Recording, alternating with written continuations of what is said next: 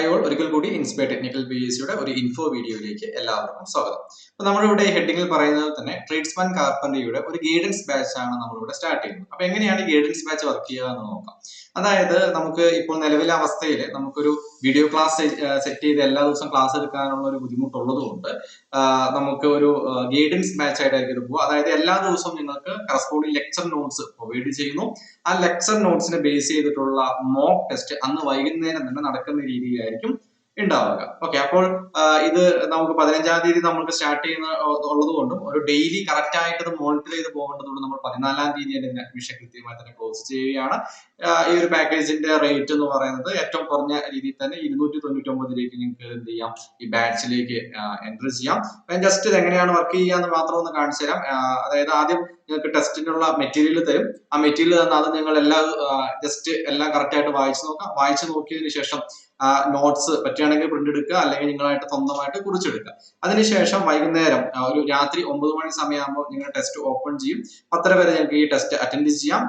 എന്നിട്ട് അതിന് base rank list ഇടും. ഇനി നിങ്ങൾക്ക് എക്സാം വരെ അത് വീണ്ടും വീണ്ടും ഫ്രീക്വന്റ് ആയിട്ട് ചെയ്തുകൊണ്ടിരിക്കുകയും ചെയ്യാം. അതിനും കുഴപ്പമില്ല. ഓക്കെ, അപ്പൊ ഈ രീതിയിലായിരിക്കും നമ്മുടെ രീതി പോകുന്നത്. കാരണം നമ്മൾ ഒരു ക്വസ്റ്റ്യൻ വീണ്ടും വീണ്ടും വീണ്ടും ചെയ്ത് നല്ല രീതിയിൽ തറവാവുക എന്നത് തന്നെയാണ് ഇവിടുത്തെ മീനിങ്. അതുപോലെ തന്നെ റിമൈനിങ് ഫാക്ട്സ്, ഇതിന്റെ കറസ്പോണ്ടിങ് ഫാക്ട് നമുക്ക് എവിടെ നിന്ന് കിട്ടും? ലെക്ചർ നോട്ട്സിൽ നിന്ന് കിട്ടും. ഓക്കെ, നമുക്കൊരു ഫുൾ വീഡിയോ ലെക്ചേഴ്സ് എടുക്കാനുള്ള ഒരു സമയപരിധിയിലെ പ്രശ്നങ്ങളും കാര്യങ്ങളും ഉള്ളത് കൊണ്ടാണ് നമ്മൾ ഈ ഒരു രീതിയിലേക്ക് ഈ ഒരു ബാച്ചിനെ മാറ്റുന്നത്.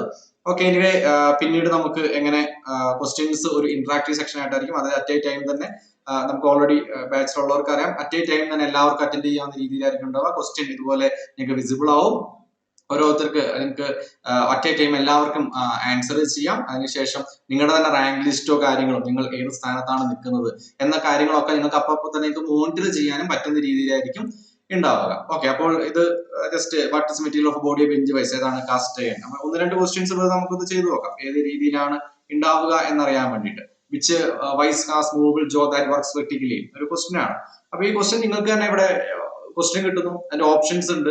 ആ ഓപ്ഷൻ നിങ്ങൾക്ക് ഇവിടെ ആൻസർ ചെയ്യാനുള്ള രീതിയുണ്ട്.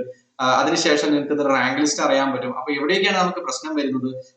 നമ്മളുടെ മത്സരത്തിൽ നമുക്ക് എത്രത്തോളം കൂടുതൽ ഇൻവോൾവ് ചെയ്യേണ്ടതുണ്ട് തുടങ്ങിയ കാര്യങ്ങളൊക്കെ നിങ്ങൾക്ക് ഒരു ഡീറ്റെയിൽ മാനറിൽ കിട്ടുന്നതായിരിക്കും. ഓക്കെ, അപ്പോൾ ഇങ്ങനെയാണ് നമ്മുടെ കോഴ്സ് പോവുക. അപ്പോൾ താല്പര്യമുള്ളവർക്ക് ഡിസ്ക്രിപ്ഷനിൽ ലിങ്ക് ഉണ്ട്. ആ ലിങ്ക് വഴി അഡ്മിഷൻ എടുക്കാവുന്നതാണ്.